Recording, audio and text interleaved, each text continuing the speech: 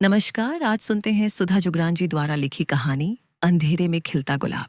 अगर आपको वीडियो पसंद आए तो कृपया मेरे चैनल को लाइक, सब्सक्राइब और कमेंट जरूर करें। उससे शिवांगी की मुलाकात बैंक में हुई थी, अपने डेबिट कार्ड में आ रही परेशानी को ठीक करवाने के दौरान। वो डेबिट कार्ड से कोई भी ऑनलाइन पेमेंट नहीं कर पा रही थी। बैंक से ओटीपी के मैसेज नहीं आ रहे थे। परेशान सी वो बैंक पहुंची। पूछताछ कर पता चला कि इस तरह की परेशानी को 17 नंबर वाले सीनियर मैनेजर मिस्टर ऋत्विक देखेंगे। अपनी परेशानी लेकर वहां पहुंची तो 17 नंबर सीट पर एक थोड़ा गदबदा गोरा सुंदर सा लड़का काला चश्मा लगाए कंप्यूटर पर काम कर रहा था। 2-3 लोग काउंटर के सामने खड़ी खाए थे। वह उनसे पूछकर उनकी परेशानी का निदान कर रहा था। अंदर इतना काला चश्मा लगाए देख उसे कुछ अटपटा तो लगा, लेकिन ध्यान फिर भी अपने काम पर अधिक था। वह ऋत्विक के खाली होने का इंतजार करने लगी। वह खाली हुआ, लेकिन उसे कंप्यूटर से उलझे देख वह कुछ बोलने का सोच ही रही थी कि उसी ने पूछ लिया, कहिए क्या परेशानी है? मेरा डेबिट कार्ड काम नहीं कर रहा है। ठीक है मैम, आप इधर बैठिए।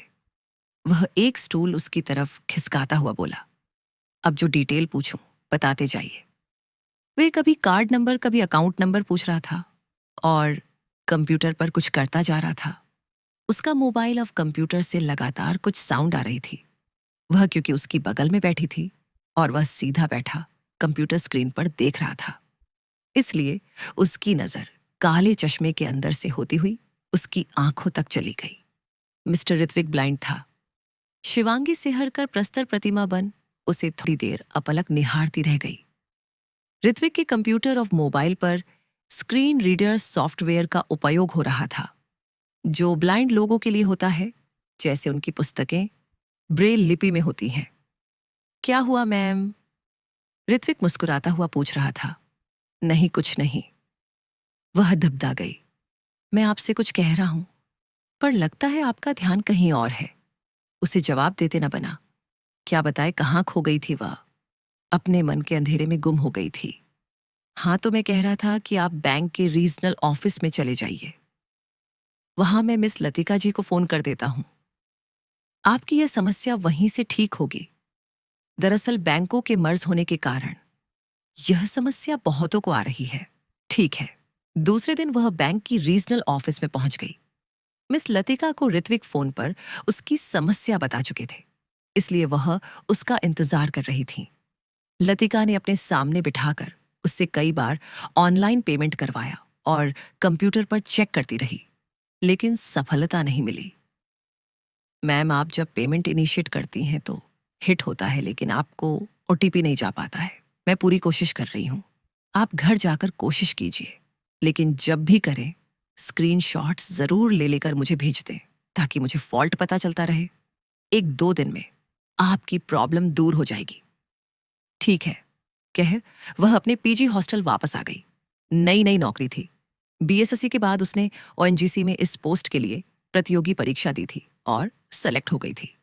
थक कर कुर्सी पर ढेर होती शिवांगी सोच रही थी, आज तो उसने अपने इस काम के लिए छुट्टी ले ली थी, लेकिन रोज तो ऐसा नहीं कर सकती।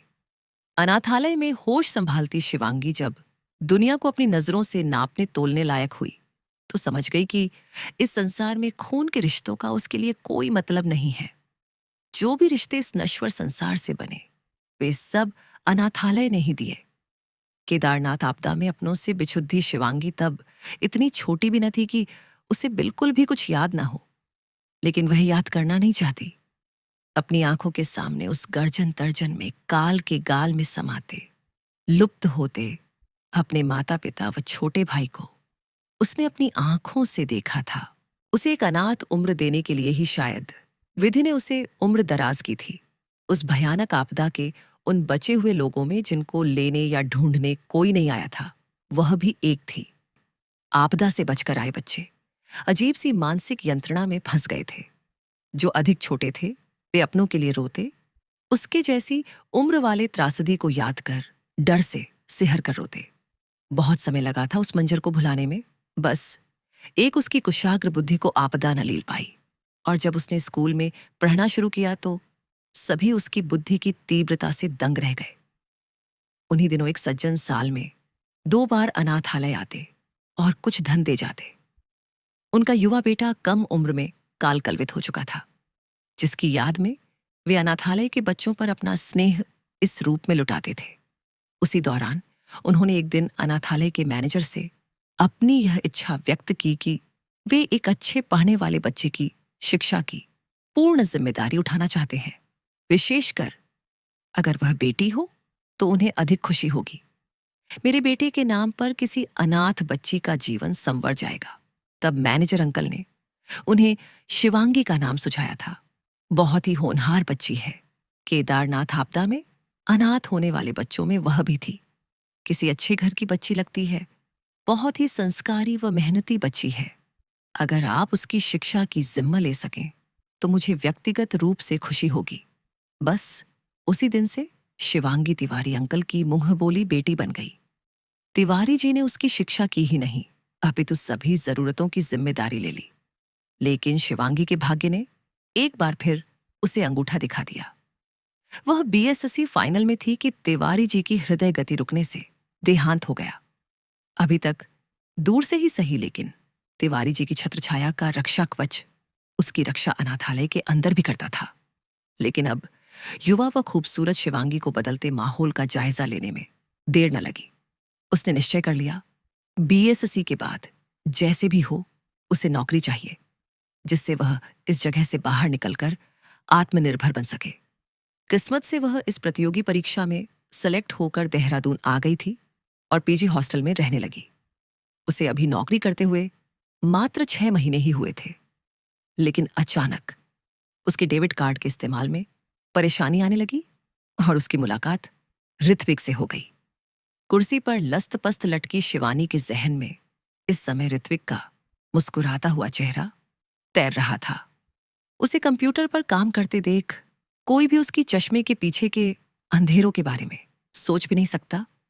उसे 3 से 4 लोग एक साथ बात कर रहे थे और वह सबकी आवाजों को अलग अलग पहचान रहा था। एकदम सहज बातचीत लग ही नहीं रहा था कि वह सामने खड्डी देखे लोगों को अलग अलग नहीं देख पा रहा है। अद्भुत, अगर उसने खुद नहीं परखा होता तो उसे विश्वास नहीं होता। एकाएक उसे ऋत्विक के प्रति उत्सुकता जग गई। उसका दिल किया उसके बारे में जाने, उसके घर परिवार के बारे में, और यह भी कि वह अपनी दिनचर्या में आने वाली चुनौतियों को कैसे पूरा करता है। वह 1-2 दिन अपने डेबिट कार्ड को इस्तेमाल करने पर लगी रही और मिस लतिका से संपर्क बनाए रही। आखिर एक दिन उसके डेबिट कार्ड ने काम करना शुरू कर दिया। उसने चैन की सांस ली। फोन पर लतिका जी को धन्यवाद कर वह लंच टाइम में ऋत्विक को धन्यवाद देने के बहाने मिलने चली गई। ऋत्विक अपने काम में व्यस्त था। पास जाकर उसने धीरे से हेलो कहा। सोचा देखें इतना भर बोलने से वह उसे पहचान पाता है या नहीं। लेकिन उसका हेलो सुनते ही निष्पाप सी मुस्कान उसके होंठों पर बिखर गई। आइए मैम, आपका काम तो हो गया। लतिका जी का फोन आ गया था। वह अचंभित सी उसे निहारती रह गई।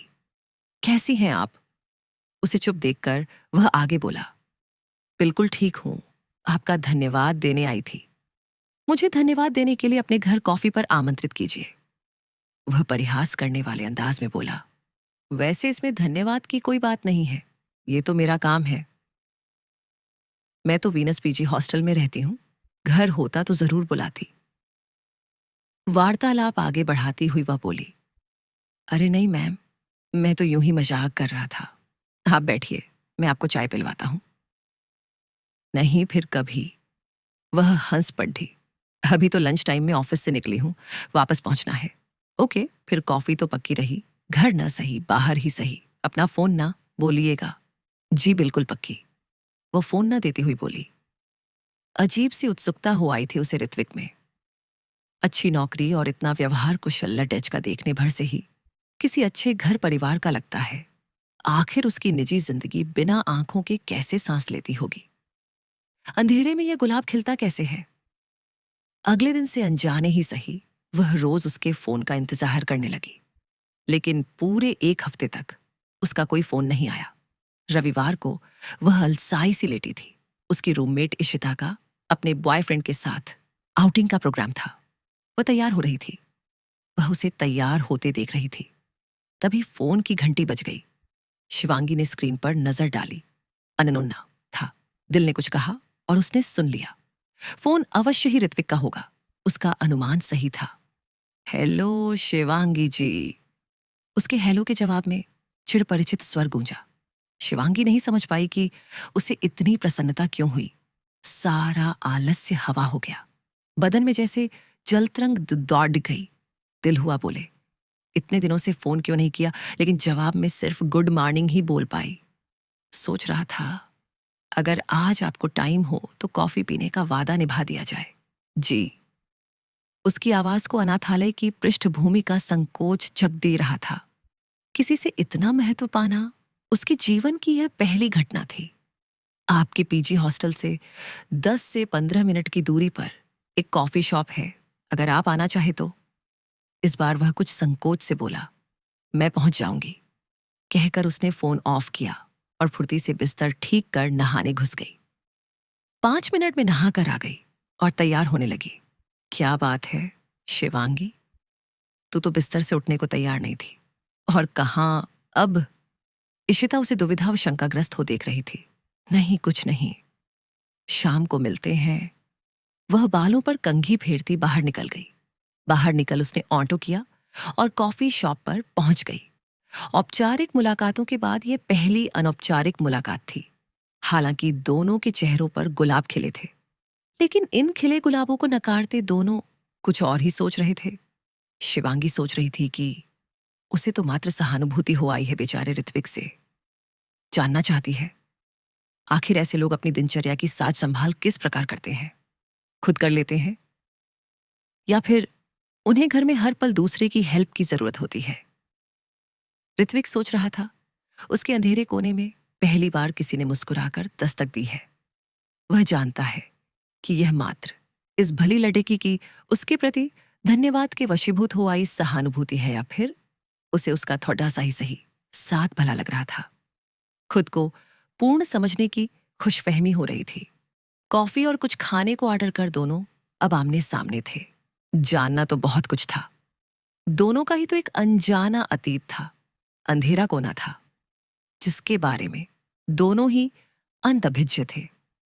अपने बारे में कुछ बताइए, अपने घर परिवार के बारे में। आखिर ऋत्विक ने दोनों के बीच पसरी चुप्पी को समेटते हुए पूछा। क्षण भर के लिए सोचा न था, सबसे पहले इसी प्रश्न से सामना हो जाएगा। कुछ देर कांच की खिदधकी से बाहर सड़क के रेलम पेल को निहारती रही। उसके अंदर भी तो एक बवंडर उठ गया था इस प्रश्न के उत्तर में। एक लंबा अतीत, एक भयानक दृश्य तैर गया था। फिर शांत स्वर में बोली, मेरा कोई नहीं है। 2013 में आई केदारनाथ आपदा में सब कुछ खत्म हो गया था। अनाथालय में पलकर बड़ी हुई। एक सज्जन की मेहरबानी से अच्छी शिक्षा हासिल हो गई। आगे भी पढ़ना चाहती थी, लेकिन अकस्मात उनका देहांत हो गया और मुझे बीएसएससी के बाद। उसने एक सांस में अपनी पूरी कहानी सुना दी। ओह, आई एम सॉरी, वह अफसोस के स्वर में बोला। किस बात के लिए? मुझे मालूम नहीं था आपके परिवार के बारे में। जवाब में वह चुप रही। कॉफी आ गई। दोनों धीरे धीरे खाने पीने लगे।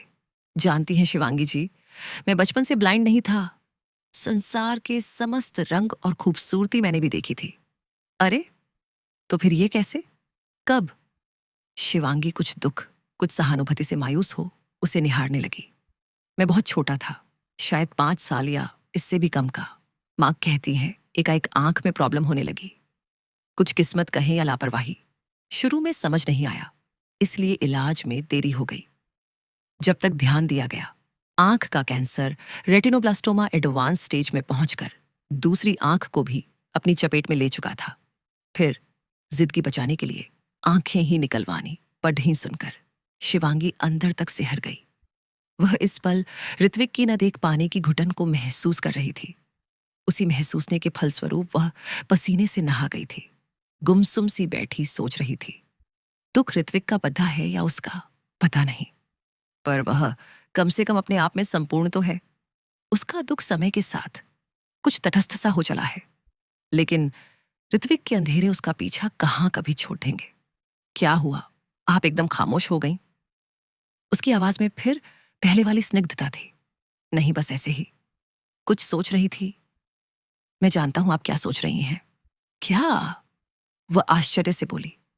यही कि मैं न देख पाने के कारण कितना घुटन महसूस करता होऊंगा, है ना? वह डबडा गई। उसकी सोच कैसे उस मायावी ने पगडंडी ली थी। दरअसल जब आंखें गईं तब इतनी अक्ल नहीं थी, बस रोता रहता था। मां बहलाती रहती थी, डॉक्टर दवाई दे रहा है, ऑपरेशन किया है, थोड़े दिनों में तू देखने लगेगा। पापा गोद में लेकर इधर उधर घुमाते और बहलाने के चक्कर में भूल कर कहते, फिर याद आ जाता, फिर भूल जाते। देखो ऋत्विक, उधर देखो, बच्चे फुटबॉल खेल रहे हैं या ऐसा ही कुछ। मैं छटपटाता, मुझे कब दिखेगा? पापा कातर हो जाते। वे अनायास ही क्या कर बैठते हैं? आखिर अंधे बच्चे को कोई क्या दिखाकर बहलाए? पापा के अंदर यह दुख पलता रहा और एक दिन वे सुबह उठे ही नहीं। मां आर्तनाद करती रह गई, अंधेरे में डूबते उतरते बच्चे के साथ अकेले। जाने कैसे मां ने जिंदगी के तब से अब तक के फासले तय किए, लेकिन उन्होंने मुझे कभी कुछ दिखाया नहीं, गलती से भी नहीं, बल्कि सुनाने लगी संगीत, कविताएं, महापुरुषों की कहानियां, और मैं उनमें डूबने लगा। मां बहुत अच्छा गाती थी, मैं भी गाने लगा। मां ने मेरे लिए संगीत सीखने की व्यवस्था कर दी। मैं कविता मां को सुनाता और मां उन्हें लिपिबद्ध कर देती, उन्हें सुधारती और बाल पत्रिकाओं में भेज देती, फिर मुझे बताती।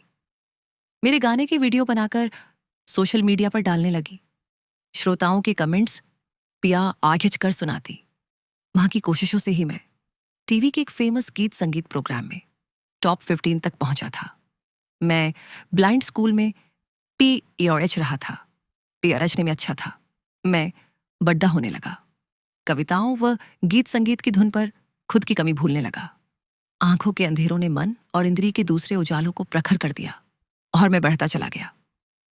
अपनी दिनचर्या के कामों में आत्मनिर्भर बनने के लिए मां ने हमेशा मुझे प्रेरित किया। वे मेरा संबल बनी, शक्ति बनी, लेकिन सहारा बनकर मुझे कमजोर नहीं होने दिया। आज मेरे पास सब कुछ है शिवांगी जी, अच्छी नौकरी, घर, हर तरह से आत्मनिर्भर हूं, लेकिन नहीं है तो बस एक साथी जो बिल्कुल अपना सा हो, सच्चा हो, जिसके पास मेरे लिए आदर हो, प्यार हो, दया या सहानुभूति न हो। बोले बोलते ऋत्विक का स्वर हल्का सा भावुक हो गया था। मां ने इस दिशा में कोशिश तो की ही होगी, समझकर वह संकोच से बोली। बहुत की और कर भी रही हैं, लेकिन अब मैंने उन्हें मना कर दिया है। क्यों? क्योंकि गए बीते लोगों से भी ऐसे सवाल सुनने को मिलते हैं कि आत्मसम्मान तार तार हो जाता है, जैसे खुद से नहा लेते हो, खुद से खा लेते हो। यह बोलते हुए ऋत्विक का स्वर स्पष्ट रूप से भर्रा गया था। शिवांगी सोच रही थी कि अगर वह इस समय चश्मों के पीछे के ऋत्विक के उन अंधेरों में उतर पाती तो अवश्य भीग जाती। वह उस भीषण बरसात वाली लगभग अंधेरे प्रचंड दिन को सोच रही थी, जिस दिन हजारों लोग देखते ही देखते काल के गाल में समा गए थे। उसके सामने उसकी मां पहले बही, उन्हें संभालने के लिए पिता बढ़े और शिवांगी का हाथ उनके हाथ से छूट गया। वह एक बड़े पत्थर की ओट में किनारे पर अटक गई। छोटू तो दिखा भी नहीं कहां गया, उसे भी कहां कुछ पता चला था। जब ठीक से होश में आई तो अनाथालय में खुद को पाया। उस दिन का मंजर जब भी आंखों के सामने घूमता है, वह जैसे होश खो देने वाली अवस्था में आ जाती है। वह उससे पहले का सब कुछ भूल चुकी है, कोई उसे ढूंढने भी नहीं आया था। चलें, ऋत्विक कह रहा था। आपका घर कितनी दूर है? अनायास ही वह पूछ बैठी। प्लीज अब यह मत कहिएगा कि मैं घर छोड़ दिया चाहती हूं। वह हंसता हुआ उठ खद्दा हुआ। बिल्कुल नहीं, मैं तो सोच रही थी कि अगर मेरे हॉस्टल से होते हुए आप घर जा पाते तो मुझे हॉस्टल छोड़ डच देते। वह भी खिलखिला का हंस पड़ ही। एक बात कहूं, बुरा तो नहीं मानेंगी? नहीं, आप बहुत खूबसूरत हैं। वह शर्मा सी गई। लेकिन यह मत कहिएगा कि मैंने कैसे देखा। जी, यह भी नहीं पूछूंगी, क्योंकि जहां सुंदर तन होता है वहां सुंदर मन हो या ना हो, लेकिन जहां सुंदर मन होता है वहां सुंदर तन अवश्य होता है। सुनकर वह अंदर तक भीग गई। ऐसा रुई के फाहे सा किसी ने पहली बार ही तो सराहा था। ऑन्टो, बस कार सबकी आवाजें वह बखूबी पहचान रहा था। आते हुए ऑन्टो की आवाज पहचान कर उसने रुकने का संकेत दे दिया। ऑटो वाले को अपना गंतव्य बताकर दोनों बैठ गए। दोनों चुप थे, लेकिन दोनों के भीतर बहुत से सवाल जवाब घमासान मचा रहे थे। एक दूसरे के आसपास बैठे होने का एहसास अजीब सा रोमांच पैदा कर रहा था। यह अनुभूति दोनों के अंधेरे जीवन में नई सी रोशनी भर रही थी। ऑटो 10 से 15 मिनट में शिवांगी के हॉस्टल के सामने पहुंच गया। शिवांगी ने नीचे उतरकर कुछ कहना चाहा, तभी ऋत्विक बोल पढ़ा, फिर कब मिलेंगी? वह हंस पड़ी। चाहती तो वह भी यही थी। बोली, जल्दी ही, किसी दिन। ऋत्विक के चेहरे पर उजली सी हंसी बिखर गई। ऑटो चला गया। शिवांगी अपने हॉस्टल के गेट के अंदर घुस गई, लेकिन दोनों को लग रहा था जैसे बहुत कुछ वहीं कहीं एक दूसरे के पास छूट गया। पर जो छूटा था उसे ढूंढने का मन दोनों का ही नहीं था, विशेषकर ऋत्विक का। बार बार सोचता, आखिर एक अच्छी भली पढ़ी लिखी लड़की उसके अंधेरों को क्यों गले लगाएगी। उसके बाद काफी दिन गुजर गए। ऋत्विक सोचता, पहली बार उसने फोन किया था, अब अगर शिवांगी का मन होगा तो फोन करेगी, वरना तो नाहक ही उधर कदम बढ़ाना है। कितनी बार दोनों फोन उठाते, मिस्ड कॉल्स चेक करते, व्हाट्सएप पर ऑनलाइन स्टेटस चेक करते, एक दूसरे की प्रोफाइल पिक्चर को निहारते रहते, लेकिन फोन करने की बात सोच हिम्मत जवाब दे जाती। शिवांगी का दिल कुछ और कहता और दिमाग कुछ और। दिल ऋत्विक की तरफ आकर्षित था। पहली बार कोई इतना अच्छा लगा था। दिमाग कहता, बहुत कोशिशों के बाद एक तरह के अंधेरों से निकलकर उसने जरा सी रोशनी अपने आंचल में भरी थी। अब फिर से कहीं ऐसा ना हो कि सहारा ढूंढते ढूंढते वह ऋत्विक का सहारा बनकर रह जाए। लेकिन जितना मन ऋत्विक से हटाने की कोशिश करती, बैरी मन उसकी गिरफ्त से छूटकर ऋत्विक से जा मिलता। उन्हें मिले 2 हफ्ते गुजर चुके थे। आज रविवार को इशिता गुनगुनाती हुई फिर अपने बॉयफ्रेंड से मिलने के लिए तैयार हो रही थी, और शिवांगी वैसी ही अलसाई सी बिस्तर पर पड़ी उसे निहार रही थी। तू क्यों ऐसे लेट लेट कर अपना रविवार खराब करती है? कहीं हो क्यों नहीं आती? इशिता बोली, किसके साथ जाऊं? तू तो हर रविवार को चल देती है। धत्त तेरे की। अरे मैं अपनी बात नहीं कर रही, उसे झगड़ा हो गया क्या? किससे? शिवांगी ने अनजान बनकर कहा, उसी से जिससे मिलने उस दिन भाग कर गई थी, जिसकी तस्वीर छिप छिप कर देखती है। तू सोचती है मुझे कुछ पता नहीं। कुछ समझ नहीं आता इशिता। उलझी सी शिवांगी उठकर गोद में तकिया लेकर बैठ गई।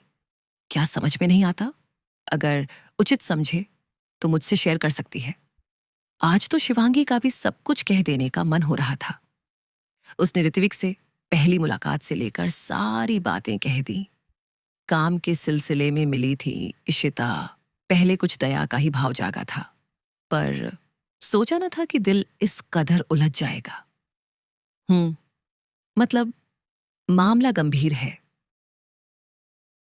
पता नहीं, लेकिन उसका भी फोन नहीं आया तो खुद को किसी तरफ भी नहीं समझा पा रही हूं। शिवांगी, अगर वह तुझे अच्छा लगता है तो उसमें जो कमी है वही कल तेरी ताकत बन सकती है।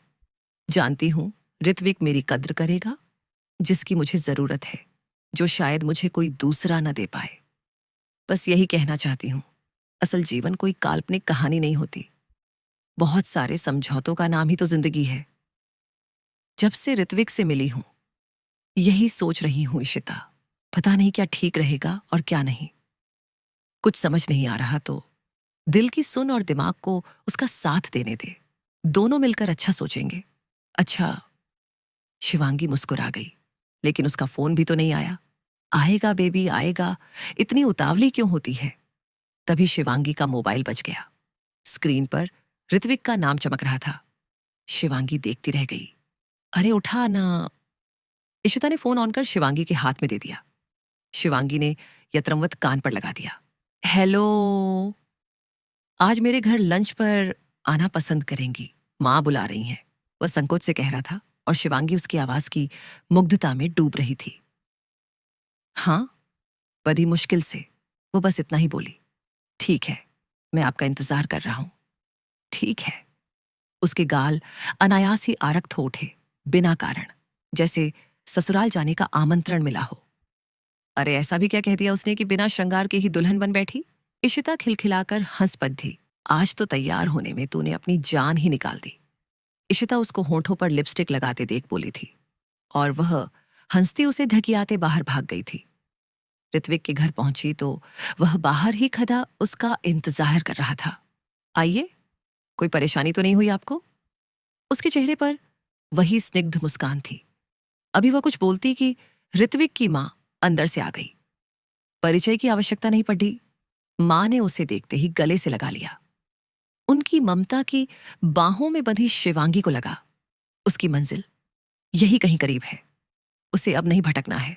लगभग 2 घंटे शिवांगी ऋत्विक के घर पर रही और उस घर को अपना घर कहने का एहसास उसके मन में रच बस चुका था।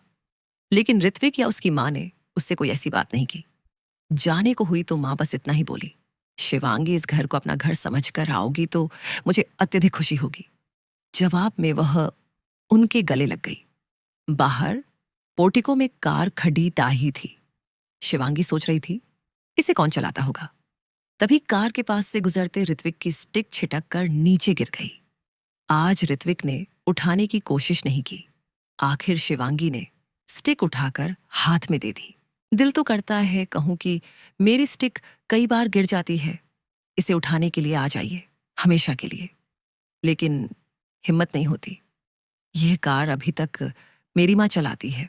चाहता हूं कि आप इसके स्टीयरिंग पर बैठिए और मेरी जिंदगी व इस घर का स्टीयरिंग भी अपने हाथ में रखिए। हर कदम पर आपके साथ रहूंगा। कदम नहीं लड्ड खदाएंगे कभी। तो क्यों नहीं करते हिम्मत, कह दीजिए ना, मैं भी सुनना चाहती हूं। बोलते हुए शिवांगी का स्वर हल्का सा भावुक हो गया था। दोनों के गालों पर ढेर सारे गुलाब खिलखिला रहे थे। स्टिक उसके हाथ से फिर छूट गई थी, जिसे उठाने की कोशिश दोनों ने ही नहीं की थी। तो ये थी सुधा जुगरान जी की लिखी कहानी अंधेरे में खिलता गुलाब। सुनने के लिए आप सभी का धन्यवाद।